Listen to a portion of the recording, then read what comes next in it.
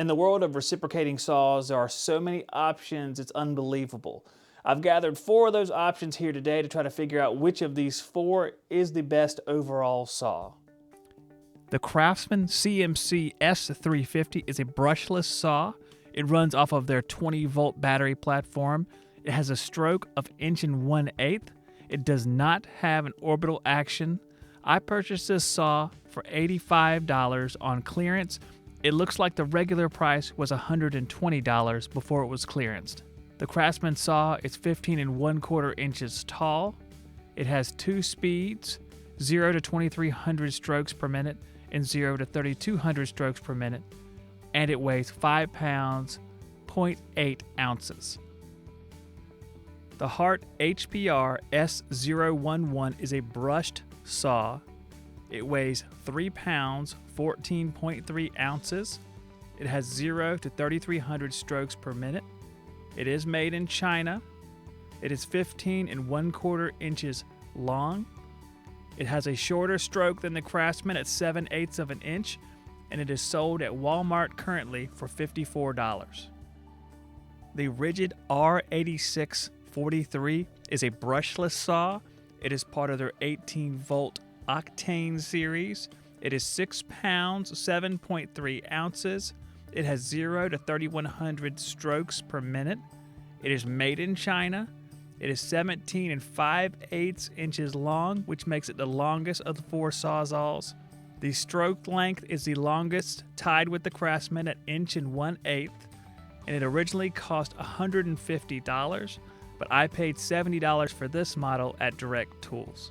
The R8643 does have an orbital function, but we won't be testing that on this video. The Makita XRJ07 is a brushless, compact reciprocating saw at only 12 1/2 inches long. It still outweighs the Hart at 4 pounds, 14.7 ounces. It is made in China. It has the shortest stroke of all the reciprocating saws in this test at 13/16 inch. It is part of the Makita 18-volt platform. And although I purchased this saw on clearance with a battery and charger for $55 at Tractor Supply, it typically costs close to $100 for the tool only. In the first test, we're going to see which one of these reciprocating saws can saw through a treated 4x4 the quickest. For this test, I'll be using Hart general purpose saw blades. Each saw will have a brand new blade for the test. To make sure I put the same amount of down force on each and every cut, I'm using a chain to hook weight to the saw to force it down instead of using my own power to force it down. I'll be holding the saw in place, but the weight will be doing the work. This is 7.5 pounds, not counting the chain. The Hart seems to really struggle cutting through the treated 4x4. It gets bogged down and actually stops a few times during the cut, but finally makes it through at 1 minute and 5 seconds. The Hart blade after one cut of a 4x4 treated with the Hart saw. Compared to the brushed motor Hart, the Craftsman, which is brushless and has a longer stroke length of 1 1/8 compared to 7/8 for the Hart, makes much quicker work of the 4x4, doing it in half the time at 32.03 seconds. The Hart blade after one cut with the Craftsman saw. With the orbital function off and a 1 1/8 stroke length, the Rigid moves into first place with a 31.27 second cut. This is the saw blade after one cut with the Rigid Octane.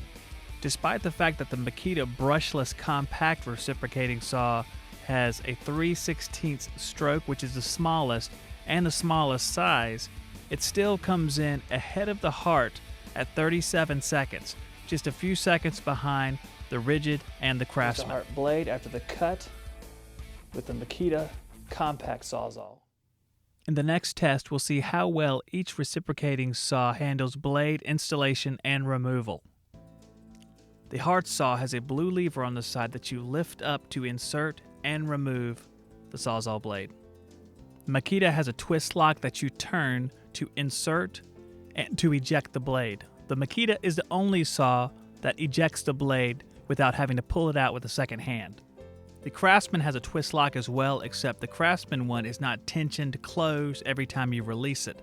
That makes the Craftsman a little bit easier to deal with, in my opinion, than the Makita, because you can just open it, put the blade in, then close it. For someone like me who's rather tall and large, it's difficult to get my hand in there with the Makita and try to twist it while pulling the blade out with the other hand. The Rigid saw has a twist lock as well, except I have a much easier time with the Rigid version because there's more accessibility into that area between the twist lock and the shoe. The third test for our reciprocating saws will be a cut count. How many cuts can we make in the 4x4 with one battery charge? And I will let you guys know that even though some of these saws are using 2 amp hour batteries and some are using 1.5 amp hour batteries, we will adjust the numbers in the end for most cuts per amp hour. The Craftsman reciprocating saw is doing a pretty good job. It has a decent amount of power, it feels really good in the hands, and we're able to cut 8.5 4x4s. I'm going to section it off into 0.5, so it makes it halfway. We'll count that as well. It takes a little bit longer for the Makita to go through a cut, but with its 2 amp hour battery, it's able to do 12 cuts before the battery dies.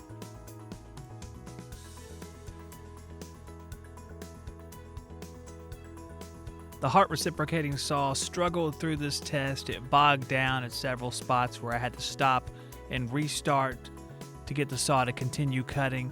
It ended up getting 5.5 cuts total, which is less than the previous 2 reciprocating saws.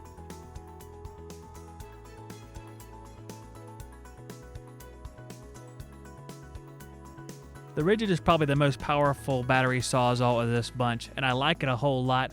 It is heavier than the rest of the saws, but it does do a good job of cutting through this 4x4 by getting through 11.5 4x4s. It almost made it through the 12th, but because it could not quite get it, we're going to have to give it the 11.5 designation.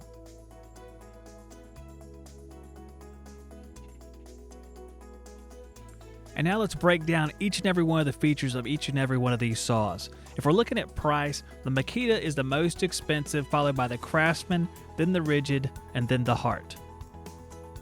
The saw that has the most power and the greatest stroke length could probably make the fastest cuts. And when we look at that, we have Makita with the shortest stroke length at 13/16. The Craftsman and the Rigid both have an 1 1/8" stroke length, and the Hart is right in between the two of them with a 7/8 stroke length. When making cuts overhead, the weight of a saw can make a really big difference, and your arm will fatigue sooner with a heavier saw. Taking that into consideration, Hart is the lightest, followed by Makita and Craftsman, then Rigid is quite a bit heavier than all 3 of them. Just like weight can make a big difference when handling a saw, length is the same way. The Makita compact brushless was the shortest by far at 12.5 inches, followed by Craftsman and Hart, and then Rigid was much longer at 17.5 inches. The ability to make a quick cut with a reciprocating saw is very important. In our single 4x4 speed test, the Craftsman and Rigid did very well, around 32 seconds apiece. The Makita was just a few seconds behind them, but the Hart was much slower at over a minute. A reciprocating saw needs to be able to make a lot of cuts with every battery. The Makita was very efficient, making 6 cuts of the 4x4 per 1 amp hour of battery. The Craftsman and Rigid were close behind, about 5.5 cuts per amp hour, but the Hart, even though it was the slowest and weakest, also made the fewest cuts per amp hour at around 3.5. Each one of these sawzalls have pros and cons. The Hart sawzall is definitely not a professional grade sawzall, but you could use it around the house if you just need a reciprocating saw every now and then. It would work for that. It's cheap. They have an expandable platform, so if you did need some DIY home products, you could use the Hart. Now, if you're going to do more extensive projects at home, you probably want to upgrade beyond the Hart, because even for a home product, it is pretty weak and inefficient at making cuts. The Craftsman is my personal favorite. I really like the feel of the Craftsman. I like how much power it had. It was a good balance of power, is lightweight. It has 2 speeds. It has a lot of features. It is brushless as well. So it has a lot of good features, and it was really balanced throughout the entire test. It never came in last in any of the events, so I was really happy with the Craftsman product. The Makita I see as a specialized product. It works really good in a limited application because of its compact size. It's not as strong as some of the other Makita products, or as strong as either the Rigid or the Craftsman, but it does a really good job for the compact size that it is. It is more expensive than all the other brands, so it does have that against it, but overall it's a really good saw. The Rigid is by far the most powerful saw, but it's also longer and heavier than all the other saws, and it's a significant difference in weight between all the other saws, especially the Hart, which is almost half as much weight as the Rigid. That being said, the Rigid has an orbital function that we did not test, so in the future we might test 4 different or 3 different orbital saws against each other and put the Rigid in that test as well. Overall, I think any one of these 3 saws will do a pretty good job. Whenever you're on a job site in a professional setting, what I imagined was a carpenter cutting out plywood or OSB out of a window opening, as they often do once they sheath a house. And if you were going to do stuff like that at that level of usage with a reciprocating saw, you're going to need to use a much larger battery. I would probably suggest a maximum size battery for whatever platform it is, whether it be a 6 amp hour, 9 amp hour, or in Milwaukee's case, over 10 amp hours. I believe they have a 12 now.